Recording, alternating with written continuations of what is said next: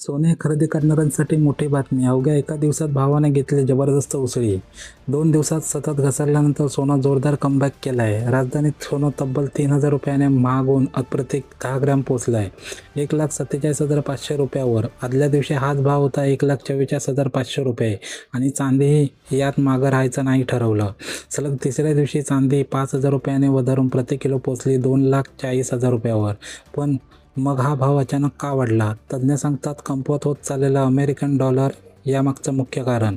शिवाय federal reserve अध्यक्षाने अपेक्षेपेक्षा नरमाईची भूमिका घेतल्याने व्याजदर वाढीची भीती कमी झाली आणि सोन्याला मोठा आधार मिळाला. जागतिक बाजारातही हीच तेजी दिसली. आंतरराष्ट्रीय सोनं जवळपास 1% उतरलं तर चांदी 1.25% अधिक उसळी घेतली. आता सगळ्यांचं लक्ष लागलं आहे अमेरिकेच्या रोजगार आकड्याकडे. हा आकडा फेडरल रिझर्व्ह पुढच्या निर्णयाची दिशा ठरवणार आहे आणि त्यामुळे सोन्या चांदीचा भाव पुन्हा मोठी हालचाल होऊ शकते.